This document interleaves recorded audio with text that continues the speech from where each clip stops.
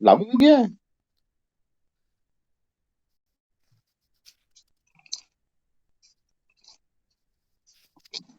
आप बताइए, ये लागू हुआ है या जी नहीं हुआ है? जी सर, कल राष्ट्रपति का सिग्नेचर सर हो गया, इस पे तो सिग्नेचर कानून हो बन गया गया। तो अच्छा, ये बताइए, एक सिग्नेचर हो गया तो क्या वो लागू हो गया? कौन बोल रहे हैं? हमको तो दिख नहीं रहा है। एक मिनट। हाँ हाँ, बोलिए तो, जो कौन बोल रहे हैं। हाँ बोलिए। सर हम बोल रहे थे सर, कानून सर बन गई है सर। हाँ, ये लागू हुआ या नहीं, मैं ये पूछ रहा हूँ। अच्छा, लागू का सर। आप जानते हैं कोई कानून कैसे बनता है, कैसे लागू होता है? खुशी लिख रही लागू नहीं हुआ है। बताइए। कोई विधेयक बनता है, वो कैसे पास होता है, उसके बाद वो विधेयक कानून में कब बदलता है, और फिर कानून कब लागू होता है, इसका प्रोसेस किन्हीं को पता है? कोई है तो बताइए, नहीं तो हम बताएंगे। बनती तो सर असेंबली से ही है सर। वो ठीक है, लागू कैसे पास होगा? होकर और फिर अभी तक तो जानते थे सर कि राष्ट्रपति का सिग्नेचर के बाद वह कानून जो है सो बन जाती है, फिर लागू भी हो जाती है, लेकिन सर अंदरूनी सर बातें नहीं जानकारी है सर। देखिए, अंदरूनी बातें जान लीजिए। अंदरूनी बातें ये है कि जो तीन कानून लागू पास हुआ है, तीनों कानून का नाम आपको पता होगा कि इंडियन पिनल कोड 1860 था। उसके जगह पे भारतीय न्याय संहिता 2023 लाया गया है। वो आईपीसी 1860 था, 1860 था इंडियन पिनल कोड। अब जो बन गया है वो बीएनएस 2023 बना गया है। ठीक है, पहली बात। उसके बाद कोड ऑफ क्रिमिनल प्रोसीजर था 1898 का, वो भारतीय नागरिक सुरक्षा संहिता 2023 बन गया है, बीएनएसएस 2023 हो गया है। इंडियन एविडेंस एक्ट था 1872 का, वो भारतीय साक्ष्य संहिता बन गया 2023, उसको बीएसएस 2023 बोलेंगे। तो तीन कानून हो गया। पहला भारतीय न्याय संहिता, भारतीय साक्ष्य संहिता, भारतीय नागरिक सुरक्षा संहिता। ठीक है, ये तो हो गया कि कानून बन गया है। आपने जो बताया कि राष्ट्रपति महोदया का सिग्नेचर हो गया उस पे, सही बात है। सिग्नेचर होते ही वो विधेयक जो है कि कानून में बदल गया है, लेकिन अभी वो कानून लागू नहीं हुआ है। वो लागू तब होगा जब सरकार उसके लिए फिर जो है कि नोटिफिकेशन जारी करेगी। नोटिफिकेशन जारी करेगा तो एक गजट ऑफ इंडिया निकलेगा, भारत का राजपत्र के नाम से आप पेपर में पढ़ते होंगे। जिस दिन वो निकल जाएगा राष्ट्रपति महोदय का साइन होकर के, तब वो जो है कि उसके कानून लागू हो जाएंगे। ठीक है, अभी ये कानून चल नहीं रहा, अभी कोर्ट में आईपीसी से ही फैसला हो रहा है। वो जो पुलिस जांच कर रही है वो सीआरपीसी के ही आधार पे जांच कर रही है अभी भी। अभी ये लागू नहीं हुआ है। जैसे उसके रूल्स बनेंगे ना, उस कानून के अभी रूल्स बनने बाकी हैं। उसके रूल्स बन के आएंगे, वो गजट में आएगा, गजट नोटिफिकेशन जिस दिन जारी हो जाएगा उस दिन कानून लागू होगा। ठीक है, इसमें देखिए, दंड के जगह पे न्याय देने की बात की गई है। इस कानून में दंड के जगह पे न्याय देने की बात की गई है। और इस कानून की आत्मा, जैसा कि गृह मंत्री जी का भाषण जब मैंने सुना तो उसमें वो बोल रहे थे कि इस कानून की आत्मा अब भारतीय है। इसमें अंग्रेजी चीजें जो थी उसको मैंने हटा दिया है। ठीक है। अच्छा, ये बताइए, एक क्वेश्चन और इस पे पूछ लेते हैं कि क्या सरकार चाहे, जैसे ये कानून बना है, तो वो कानून क्या पूरे कानून लागू होगा एक साथ, या फिर हो सकता है कुछ कानून का कुछ पार्ट लागू हो? कोई बता सकते हैं?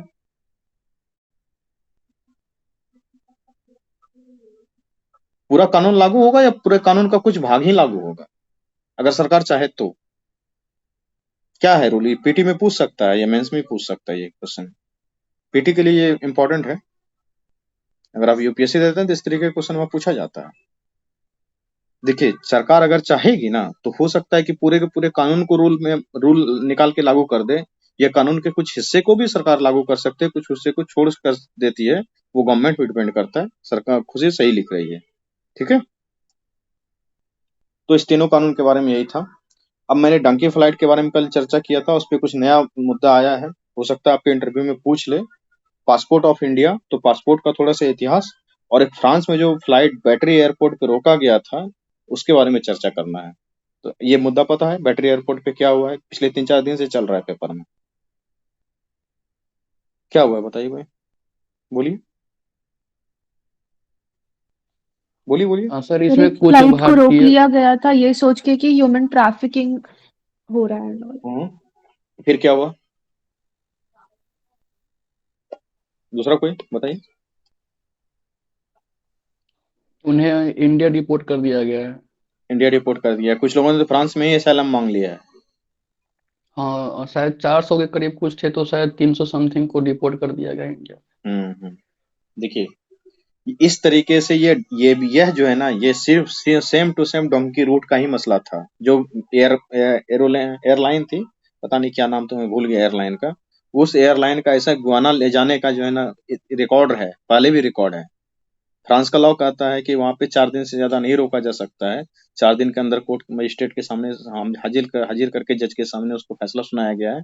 और फ्रांस से जो है कि फिर उनको कुछ लोगों को तो डिपोर्ट कर दिया गया इंडिया वापस, के अब गुयाना जा नहीं सकते हैं, जहाँ जा रहे थे उससे वापस किया गया। और जो है कि कुछ लोगों ने वहीं पे असैलम मांग लिया है। वो जो रिफ्यूजी के तहत असैलम मांग लिया है ना, वो चाह ही रहे हैं कि हमको फ्रांस की सरकार गिरफ्तार करके रख ले, कुछ दिन जेल में रहेंगे, उसके बाद बाहर निकलेंगे फ्रांस में, और वहीं फिर जीवन अपना सेटल कर लेंगे। हम वापस चाहते ही नहीं इंडिया में रहें, ये भी है। ठीक है, हाँ आशीष कुछ बोल रहे हैं? नहीं तो कुछ लिखाएंगे, अभी नोट करवाएंगे, आप लोग लिख लेंगे इसको। पेन पेपर ले लीजिए, कुछ लिखा देते हैं।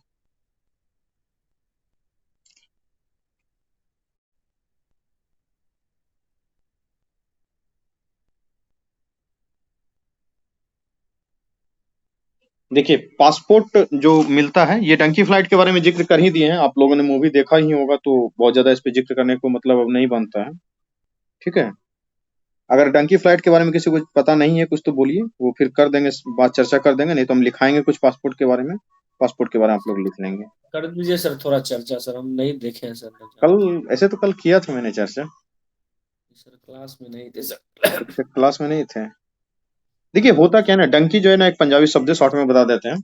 उसके जो जो है कि जो लोग यहाँ से इंडिया से इलीगल तरीके से यूएसए या फिर डेवलप कंट्री में जैसे ब्रिटेन, फ्रांस या फिर जो भी यूरोप के देश हैं वहां पे जाना चाहते हैं या कनाडा जाना चाहते हैं, जिनको लीगली वीजा नहीं मिलता है, इलीगल रूट के तहत जो है कि जब वो जाने का प्रयास करते हैं, तो उस जो रूट होता है या फ्लाइट होता है उसको डंकी फ्लाइट या डंकी रूट बोला जाता है।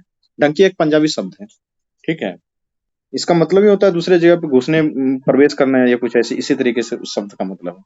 ठीक है, तो वो लोग किस तरीके से जाते हैं यहाँ से, जो है कि क्या कहते हैं, गुयाना जाएंगे या पेरू जाएंगे, वहां पर से फिर जो है कि वो ब्राजील जाएंगे, ब्राजील से मेक्सिको जाएंगे, मेक्सिको से जो है कि वो बॉर्डर क्रॉस करके वहां पे जो ट्रम्प साहब ने दीवार बनवाया था उसको क्रॉस करके अमेरिका जाना चाहते हैं। इस पे पूरा कल 10 मिनट का डिस्कशन हुआ है, तो वो दे देंगे रिकॉर्डिंग, उसको आप सुन लीजिएगा। डंकी का मतलब यही है, डंकी रास्ता ले रहा है कोई तो इलीगल तरीके से डेवलप कंट्री में जाना चाह रहा है, अपने अच्छे जीवन को जीने के लिए, वहां नौकरी पेशा कुछ करने के लिए, इलीगल तरीके से, लीगल तरीके से नहीं। इसका मतलब इतना समझ लीजिए। ठीक है, तो हम लोग जो जिक्र करते हैं वो कर रहे हैं पासपोर्ट ऑफ इंडिया के बारे में जिक्र, इसको लिख लेंगे। पासपोर्ट इन इंडिया कब स्टार्ट हुआ है पासपोर्ट इंडिया में, कुछ पता है इसका इतिहास आपको? क्योंकि ये जिक्र में हो सकता है पूछ ले इंटरव्यू में कितना तरीके का पासपोर्ट होता है, क्या होता है, इसलिए हम इसको लिखाना चाह रहे हैं। कब स्टार्ट हुआ इंडिया में पासपोर्ट फर्स्ट टाइम? देखिए, ड्यूरिंग फर्स्ट वर्ल्ड वॉर, जब 1900 मतलब कि क्या कहते हैं 14 के आसपास में फर्स्ट वर्ल्ड वॉर स्टार्ट हुआ, 1914 से 1918 में, तो उस टाइम पे British government, British Indian government ने एक एक्ट लाया था। उसके तहत जो है कि ये पासपोर्ट का रूल लागू हुआ कि कोई अगर इंडिया में आना चाहता है या इंडिया से बाहर जाना चाहता है तो उनको जो है कि अब रजिस्ट्रेशन कराना होगा, रजिस्ट्रेशन करा के ही जो है कि वो जा सकते हैं और आ सकते हैं। तो अगर आपसे कोई पूछ ले तो पासपोर्ट का नियम यही है। ठीक है, उसके बाद अब आता है कि पासपोर्ट कितने तरीके का होता है, तो लिख लीजिए। पासपोर्ट 3-4 तरीके का होता है, इसको आप नोट कर लीजिए। एक होता है ऑर्डिनरी पासपोर्ट, ये कलर का होता है, कलर से लिखा देते हैं। एक होता है blue coloured passport,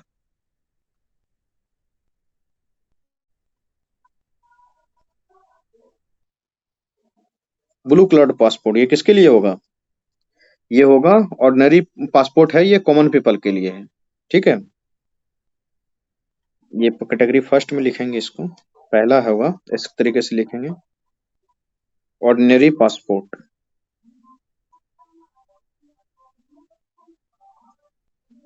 ordinary passport ये ब्लू कलर का पासपोर्ट होता है, यहाँ पर देख लिख लेंगे।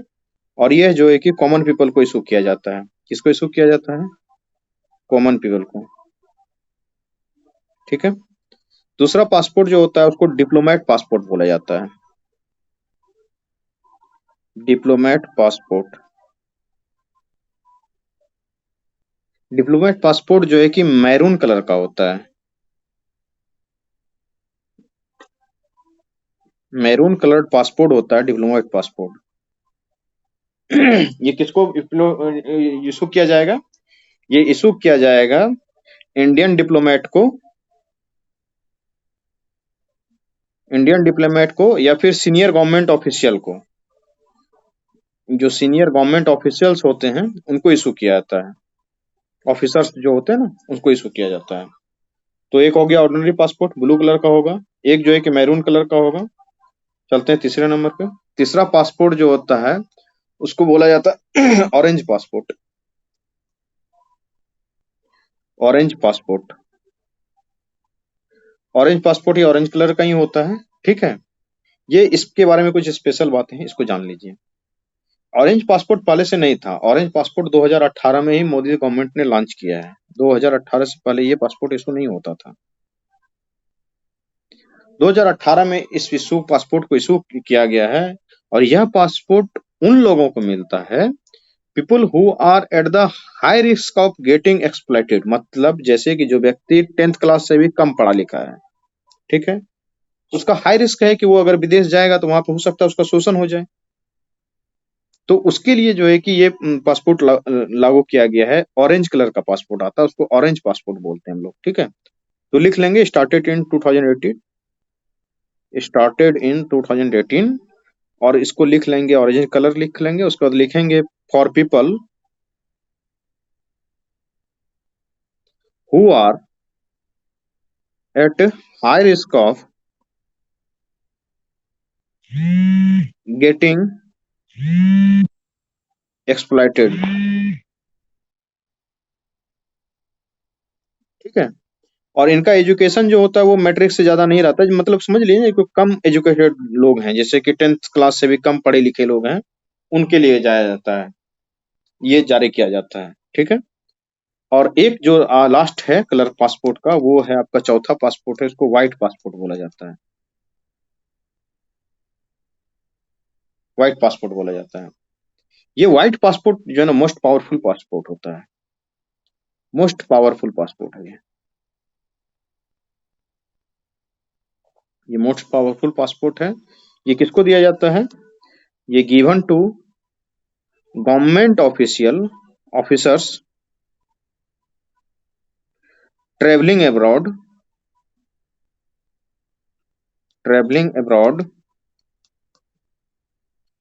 फॉर ऑफिशियल वर्क,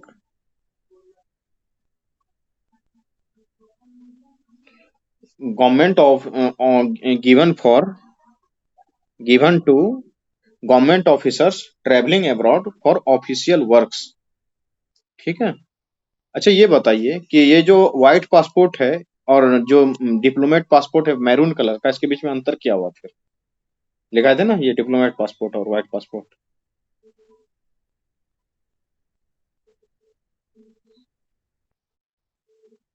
ओके ठीक है Saurabh,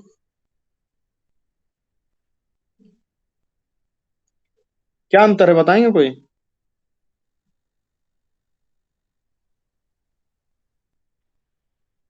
white passport, diplomat passport ये पर्सनल होता है। सही बोला आपने। व्हाइट पासपोर्ट मतलब पर्पस के लिए इशू होता है, एक पर्पस हुआ उसके लिए इशू हुआ, वो फिर खत्म हो जाएगा वैलिडिटी। अच्छा बिल्कुल सही बात है कि अगर आप विदेश जा रहे हैं गवर्नमेंट के किसी काम से, जैसे मोदी जी के साथ यात्रा करने के लिए जा रहे हैं, या फिर गवर्नमेंट में भेजा गया है कोई देश आपको बात करने के लिए, कुछ जाइए वहां से बात करके आइए, तो इस केस में आपको उस पर्सनल वर्क के लिए पासपोर्ट यूज किया जाएगा, दिया जाएगा, लेकिन उसके बाद फिर उसकी वैलिडिटी ऑफ हो जाएगी। सही बताया आशीष ने, ठीक है। एक जो है कि क्या कहते हैं यहाँ पे अयोध्या जनकपुर कॉरिडोर बन रहा है, किन्हीं को आइडिया है इसके बारे में? अयोध्या जनकपुर कॉरिडोर बन रहा है, एनीबॉडी कोई आइडिया है इसके बारे में?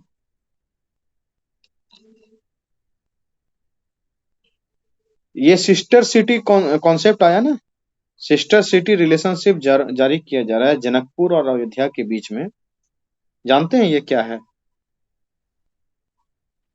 सर स्मार्ट सिटी का सब मिशन है ना सिस्टर सिटी प्रोजेक्ट? नहीं नहीं नहीं नहीं, नहीं ये नहीं है, स्मार्ट सिटी का नहीं है। ये सर जनकपुर जो सीता माता का जो जन्मभूमि है सर, हाँ बिल्कुल सही बोल रहे हैं आप। और उसी को जोड़ने के लिए सर। हाँ हाँ हाँ, देखिए सिस्टर सिटी रिलेशनशिप स्थापित किया जा रहा है। जैसे जुड़वा शहर बोलते थे ना एक समय में हम लोग, जो हैदराबाद सिकंदराबाद जुड़वा शहर है, ठीक है, उसी तरीके से सिस्टर सिटी बनाया गया है। Relationship between Janakpur and Ayodhya. तो अयोध्या तो आप जानते हैं राम भगवान का जन्म स्थल है, और जनकपुर जो है कि माता सीता का जो है कि वो जन्म स्थल है। जनकपुर कहाँ है पता है? जी सर, सीतामढ़ी में सर।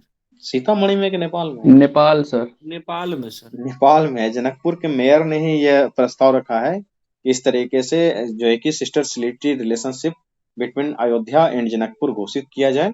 ठीक है, तो ये बात सही है, और इस प्रस्ताव को जो है कि मानने की बात चल रही है। चूंकि राम मंदिर का उद्घाटन होते रहेगा, आपके इंटरव्यू होते तो नहीं रहेगा, बट आपके इंटरव्यू के दरमियान वो मुद्दा काफी गर्म रहेगा, तो एक ये जान लीजिए। तो इस चीज को डेवलप करने के लिए दूसरा जो है कि रामायण सर्किट भी बनाया गया है, पता ही होगा आपको देश में। और इस पे जो है कि स्पेसिफिकली राम जानकी मार्ग बनाया जा रहा है। करीबन करीबन 3,000 करोड़ का एक प्रोजेक्ट है अयोध्या से जनकपुर को जोड़ने के लिए। वो बहुत लंबे समय से बन रहा है, आज से नहीं, ये कई काफी लंबे समय से बन रहा है, राम जानकी मार्ग। ठीक है, अच्छा ये बताइए कि ये जो रामायण सर्किट है उसका बिहार में भी कुछ है क्या? कुछ स्थल को डिनोमेट किया गया रामायण सर्किट के अंतर्गत? सर एक तो ये है शायद पूर्वी चंपारण में वो विशालकाय जो राम का मंदिर बन रहा है सर, राम भगवान का ये सर। सीतामढ़ी वाला जो है वो कौन सा मंदिर है, उसको डिनोमिनेट किया गया है उसके अंदर? प्रसाद स्कीम में भी उसको नौरा लिया धाम है। का मंदिर है वहां पे। हाँ हाँ हाँ हाँ हाँ हाँ, कौन? क्या कहते हैं, प्रसाद स्कीम के अंदर लिया गया है उसको।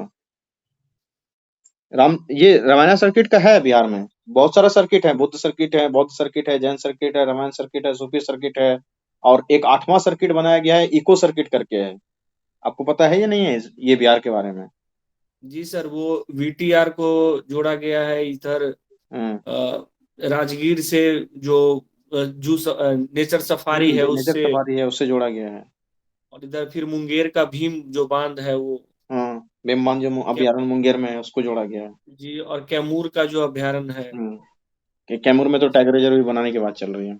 जी सर। ठीक है, तो इस तरीके से जो है कि बहुत सारे सर्किट हैं बिहार में। रामायण सर्किट के बारे में डिटेल में थोड़ा सा पढ़ लीजिएगा, क्योंकि उस समय आपका जब इंटरव्यू चलते रहेगा उस दरमियान जो है कि ये राम मंदिर वाला मुद्दा काफी मीडिया में चर्चा में रहेगा, और हमारा मीडिया इसको काफी हाईलाइट करने वाला है। ये समझ लीजिए 24 के इलेक्शन के पहले का मुद्दा है ये। इलेक्शन इसी पे होना है, रोज पेपर में आएगा तो रोज लोग पढ़ के आएंगे कुछ ना कुछ। तो इसलिए मैंने लिखा दिया sister city relationship between Janakpur and Ayodhya. ये जनकपुर के मेयर के द्वारा प्रस्तावित किया गया है, और उसके डेवलपमेंट के लिए जो है कि सरकार बहुत पहले से राम जानकी मार्ग जो है कि बनाई है। और रामायण सर्किट के बारे में पढ़ लीजिएगा, उसमें बिहार के कौन कौन से प्लेस को डोमिनेट किया गया उसको पढ़ लीजिएगा। अगर नहीं पढ़ के आइएगा तो कल हम पढ़ा देंगे, और क्या कर सर सकते हैं। आज वाला पेपर में भी दिया हुआ है सर, एक और मैटर है हाँ इसी बोलिए। संबंधित, हम्म। कि प्रधानमंत्री को अयोध्या दर्शन सौंपेगा गीता प्रेस। एक अयोध्या दर्शन करके सर एक जो है सो बुक बनाया गया है, जिसमें हाँ हाँ, अयोध्या महात्म्य सही सही 1972 में प्रकाशित। हम्म, सही बता रहे हैं आप। वो गीता प्रेस जो है कि अयोध्या दर्शन सौंपेगा। कल मदन मोहन जी मालवीय जी के जयंती पे एक जो है कि मालवीय नामा करके जारी हुआ है, कुछ आइडिया है? पेपर में देखे सर, ध्यान में नहीं है सर। मालवीय नामा या कुछ करके, ऐसे ही करके बुक का नाम है। उन्होंने जो है कि इनोग्रेट किया है, उसका अथी किया है, विमोचन किया है। ठीक है, तो ये भी है। इस तरीके से अब रोज कुछ ना कुछ आते रहेगा, तो वो आप नोट करते रहिएगा ये क्या चल रहा है। क्या है कि हो सकता है छोटा सवाल पूछ दे। ये अंकिता अच्छा खासा लिख दी है इसके बारे में। क्या क्या लिखी है Ankita? Ramayana circuit one of the 15 thematic circuit identified for the development under the Swadesh Darshan scheme of the ministry of tourism. ठीक है, अच्छा लिखी है अंकिता, आप लोग इसका स्क्रीनशॉट ले सकते हैं। ठीक है, इसको पढ़ लीजिएगा। तो कोई मॉक इंटरव्यू देंगे एनीबॉडी?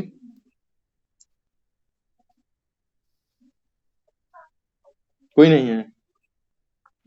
कर क्या रहे हैं आप लोग? मेंस का तैयारी कर रहे हैं? क्या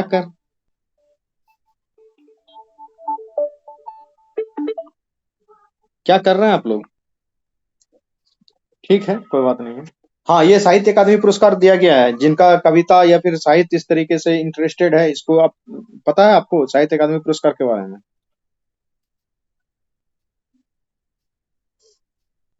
साहित्य अकादमी पुरस्कार 2023 का घोषणा हो चुका है कंप्लीट। अब कुछ आइडिया है? जो भी वो पोएम रिसाइटिंग या फिर साहित्य पढ़ना या फिर हिंदी साहित्य के जो बच्चे हैं इन सब के लिए काफी इम्पोर्टेंट है। और ऐसे भी साहित्य अकादमी पुरस्कार काफी इम्पोर्टेंट पुरस्कार है। अगर नहीं है आइडिया तो लिख लीजिए। आज इसको ग्रुप में भी डलवा दिया गया था। आपको पता है कितने लोग ध्यान से पढ़ते हैं जो ग्रुप में चीजें आती हैं? साहित्य अकादमी पुरस्कार 2023 हिंदी भाषा में किसको दिया गया है? फिर तो वो हो जाएगा कि बच्चे की तरह याद करवाना पड़ेगा कि हिंदी भाषा में संजीव को दिया गया है, मैथिली भाषा में बासुकीनाथ झा को दिया गया है। ये मैथिली भाषा में बासुकीनाथ झा जी को जो दिया गया, इसका पूरा पेपर का कटिंग डिटेल में हम ग्रुप में खुद से डाले थे। सर ये हमारे जिला के ही है सर, हाँ, तो तो इनके इसीलिए बारे तो में सर कह हम रहे हैं। बताइए क्या जानते हैं इस बारे में? ये सर उनके बारे में थोड़ा जानते हैं कि बासुकीनाथ झा जो है सर, ये समस्तीपुर जिला के हसनपुर प्रखंड के ये जो गांव है, मतलब हसनपुर के ही गांव के रहने वाले हैं सर। अच्छा, और कुछ? इनको बोध संकेतक के लिए इनको जो है सो दिया गया है 1 मिनट मैथिली में सर। एक सर का कॉल आ रहा है, ठीक है। और बताइए जो बोलना चाहते हैं कुछ, मैं बात कर लेता हूँ।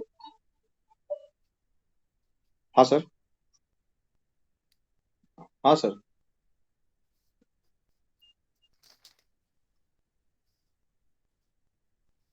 हाँ हाँ हाँ।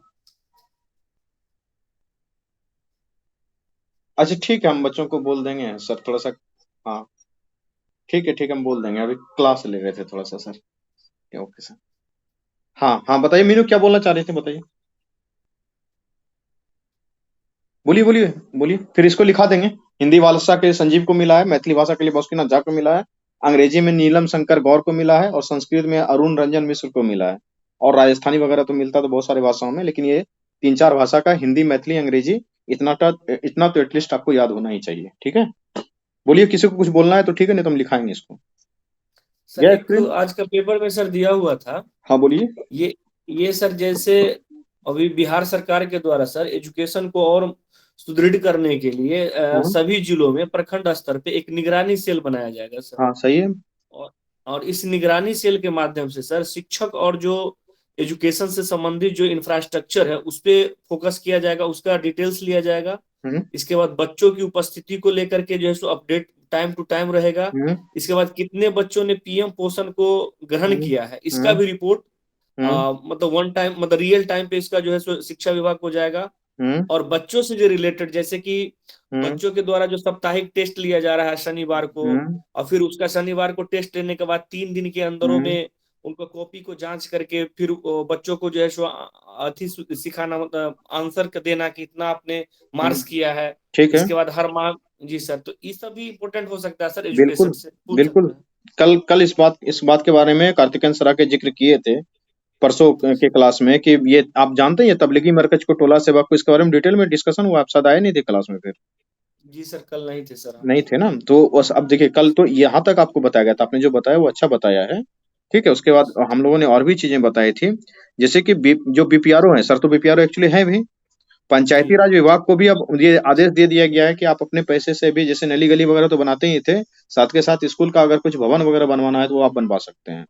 ये जो कह रहे हैं कि वो मॉनिटरिंग किया जाएगा, उसके लिए बाकायदे एक पोस्ट है टोला सेवक का। ये पोस्ट पहले भी एग्जिस्ट करता था, लेकिन इसकी अच्छी खासी वैकेंसी की गई है, और इसको अच्छा खासा जो है एम्पावर कर दिया गया है। आते हैं ऑब्जर्वेशन करने के लिए। ऑब्जर्वेशन करने के लिए आते हैं बीपीआरओ सर खुद, जो है कि परसों तरसों बता रहे थे, हम खुद गए थे ऑब्जर्वेशन करने के लिए। बीईओ तो साहब तो जाते ही हैं, एक बीपीएम होता है, पता है आपको? ब्लॉक प्रोजेक्ट मैनेजर शिक्षा आता है मिलने के लिए आपसे? सर एक हम लोग में सर बीआरपी होता है सर। वो भी आता होगा। हाँ सर, वो भी आते हैं, मतलब उनका भी एक शेड्यूल है कि इतने विद्यालय को जांच करके जो है रिपोर्ट देना है। तो वो भी आते हैं, बीपीएम भी आते हैं, बीआरपी भी आते हैं, बीओ साहब तो जाते हैं, इसको तो जानते ही हैं। ये एक स्पेशल उसमें इनिशिएटिव लिया गया है, पंचायती राज विभाग भी अब भवन बनवा सकेगा। तबलीगी मरकज जो है कि अल्पसंख्यक मोहल्लों में, जो मुस्लिम का मोहल्ला है उसके मोहल्लों में इसको नियुक्त किया गया है। और टोला सेवक को जो है कि दलित क्या कहते हैं 80-ST के मोहल्लों में इसको नियुक्त किया गया है कि अगर वो बच्चे स्कूल नहीं जाते हैं तो उसको जो है कि स्कूल भेजना है। इस पे पूरा डिटेल डिस्कशन किए थे, शायद आप थे नहीं क्लास में, ठीक है। और एक प्रोजेक्ट अभी चलाया गया था, ये वाला जो क्या कहते हैं अक्षर ज्ञान देने के लिए, मिशन दक्ष चलाया गया था।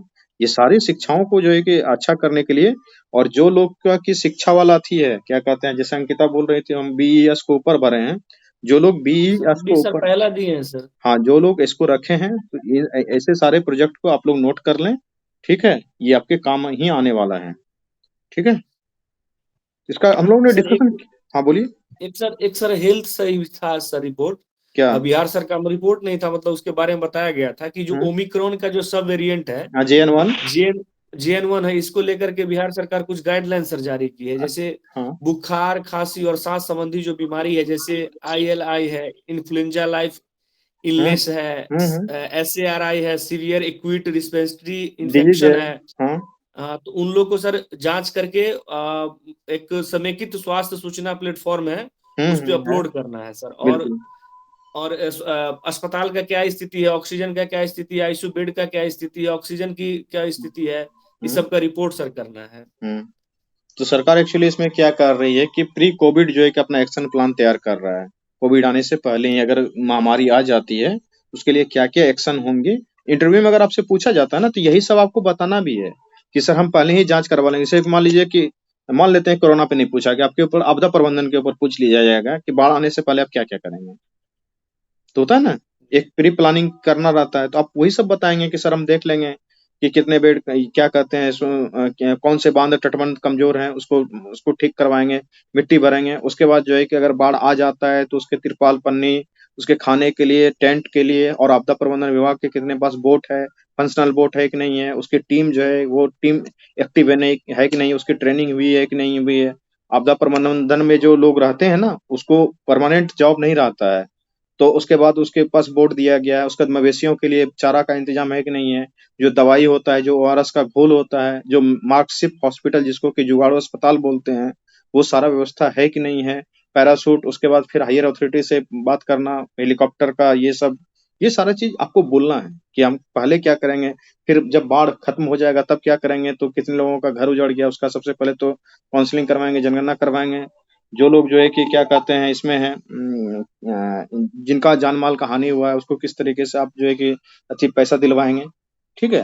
तो ये इन सब चीजों को इसी तरीके से बोला जाता है, जैसे कि कोरोना आने से पहले आप क्या करेंगे, तो यही करवाएंगे, बेड दिखवाएंगे, अस्पताल में ऑक्सीजन सिलेंडर फंक्शनल है कि नहीं, क्योंकि ऑक्सीजन सिलेंडर लगवाया गया बहुत सारे अस्पताल में, ICU बेड कितना है, कितना मरीज है, जो कोमॉर्बिडिटी वाले मरीज के बारे में आपने चर्चा किया, अभी कोमॉर्बिडिटी वाला ही मरीज है ना वो सारा, तो उसके बारे में जो है कि बात किया गया, उसका रिपोर्ट लेंगे, समाकेतिक पोर्टल पे डलवा देंगे। तो ये सारी सरकारें करती हैं, तो इसी तरीके से आपको इंटरव्यू में बोलना भी है, ठीक है। इसमें एक टेक्निकल वर्ड आया सर, VTM सर, हाँ वो VTM viral transport media sir, तो ये सर हमको थोड़ा नहीं समझ में आया सर। RT-PCR जो जांच है, हाँ उसको जांच को तेजी करने के लिए सर ये VTM का जो है सो खेप भेजा गया है जिलों को, अच्छा 48,000 से अधिक।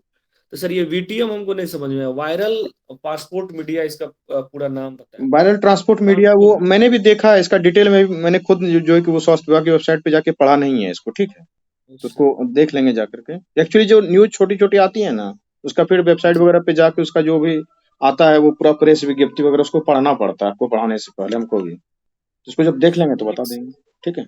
एक सर समेकित कृषि प्रणाली का भी था सर, कि जैसे समेकित कृषि प्रणाली का मतलब हो गया कि फसल के मतलब फल और सब्जी की खेती करने के साथ साथ मुर्गी पालन, बकरी पालन, बटेर पालन और अन्य चीजों को साथ जोड़ करके सर करना एक था। तो मेरे समस्तीपुर और एक मेरे समस्तीपुर जिला का रिपोर्ट था कि 1 डिस्ट्रिक्ट 1 प्रोडक्ट के रूप में समस्तीपुर जिला में हल्दी को रखा गया। अच्छा, तो याद कर लेंगे आप। समेकित कृषि जो है ना ये कई समय से चल रहा है। समेकित वो योजना ही होता है उसमें ओवरऑल को लिया जाता है, जैसे आंगनवाड़ी जो है समेकित बाल विकास के अंतर्गत चलता है ना, जी जी, उसी तरीके से ये समेकित कृषि, जो समेकित का मतलब ही होता है ना, उसका इंग्लिश टर्म तो हम भूल रहे हैं, उसके अंदर हर चीजों को इंटीग्रेटेड, हाँ इंटीग्रेटेड, वो इंटीग्रेटेड जो वो ICDS जो प्रोग्राम है, इंटीग्रेटेड चाइल्ड डेवलपमेंट प्रोग्राम है, उसके तहत आंगनवाड़ी चलता है। तो उसमें देखिए आप बच्चे से लेकर के उसको समेकित का मतलब, इंटीग्रेटेड का मतलब समझ लीजिए। आंगनवाड़ी में क्या होता है, आंगनवाड़ी में क्या होता है कि एक जब महिला गर्भवती महिला होती है उसी समय से उसका जो है कि जांच स्टार्ट होता है, वो prenatal care, postnatal care का जितना भी वो सुई है, गर्भ से जब गर्भवती हुई उस टाइम से लेकर के उसके पूरे 9 महीने तक का उसको अन्न पोषण राशन वगैरह क्या क्या मिलते रहता है, आपको पता ही होगा आंगनवाड़ी में। उसके बाद उसके जो भी टीके लगने हैं या उनको जो भी आयरन की गोली या फोलिक एसिड के टैबलेट्स वगैरह दिए जाने वो दिए जाते हैं। उसके बाद जब बच्चा पैदा हो गया तो उसका इंस्टीट्यूशनल डिलीवरी हो, बाकायदे उसके लिए आशा वर्कर और आंगनवाड़ी वर्कर दोनों मिलकर काम करते रहते हैं। आशा वो पर्याप्त सुविधा उसको दिया जाता है, कोई इंस्टीट्यूशनल डिलीवरी करवाए, 600 रुपया आशा को भी मिलता है, 1,000 रुपया उस जननी को भी मिलता है, जो बच्चा जच्चा है उसको भी मिलता है। उसके बाद जब बच्चा पैदा हो जाता है उसको BCG ये वगैरह का टीका, पोलियो का भी अब वैक्सीन आ गया, वो पोलियो का टीका लगता है। पता है आपको पोलियो का टीका लगना स्टार्ट हो गया अब। BCG का DPT का वो डिप्थीरिया वगैरह क्या क्या होता है वो सारा टिकट लगता है। उसके बाद फिर उसी आंगनवाड़ी के तहत जब बच्चा 3 साल तक का रहता है तो उसको जो है कि टाइम टाइम पे जो है कि दाल वगैरह मिलते रहता है, पोषण मिलते रहता है। उसके बाद उसी आंगनवाड़ी के तहत 3 साल तक उसको कुछ लर्निंग भी करवा दिया जाता है। तो ये एक इंटीग्रेटेड प्रोग्राम हो गया ना। उसी तरीके से कृषि वाले में भी आपने जो बताया कि मुर्गी पालन, कृषि पालन, उसके बाद फिर वो बटेर पालन इत्यादि, उसी तरीके से वो भी इंटीग्रेटेड प्रोग्राम है। ठीक है, चलें आगे। अब साहित्य अकादमी लिखा देते हैं, उसके बाद फिर बंद करेंगे, टाइम हो चुका है। लिख लीजिए, हिंदी में मिला है संजीव को। ठीक है, किसके लिए मिला है? मुझे पहचानो। इसका उपन्यास है मुझे पहचानो, ये उपन्यास। ठीक है, मैथिली में किसको मिला है? हिंदी, उसके बाद मैथिली को लिख लेंगे। वासुकीनाथ। डॉक्टर वासुकीनाथ झा, ये समस्तीपुर के ही है ना? Yes sir. वासुकीनाथ झा, इसको मिला है बोध संकेतन के लिए। इसको भेजे थे, पता है ना, ग्रुप में एक दिन डाले थे पूरा इसका। बोध संकेतन जो मिथिला के क्षेत्र से हैं, ये बोध संकेतन क्या है और भी पहले किसको किसको मिला है नहीं मिला है वो सब देख लीजिएगा अपना इंटरव्यू से पहले। ठीक है, उसके बाद लिखेंगे अंग्रेजी। अंग्रेजी भाषा में किसको मिला है? नीलम शरण गौर, नीलम शरण गौर। इनका उपन्यास क्या है? रेस्क्यू इन राग जानकी। रेस्क्यू,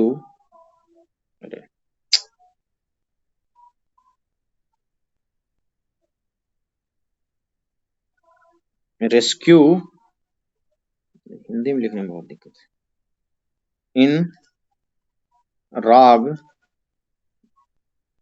जानकी, ये उपन्यास है, नॉवेल है। ठीक है, उसके बाद एक संस्कृत का लिख लीजिए, आजकल बोलबाला है इस भाषा का। संस्कृत में किसको मिला है? अरुण रंजन मिश्र, अरुण रंजन मिश्र को मिला है। क्या के लिए? इसकी एक कविता है सुनिए मेघानम, इनकी कविता का नाम है सुनिए मेघानम, ये कविता है, पोएम है। ठीक है, ये लिख लीजिए। और कोई क्वेश्चन है तो बोलिए, अदरवाइज सेशन को ऑफ करेंगे। ठीक है,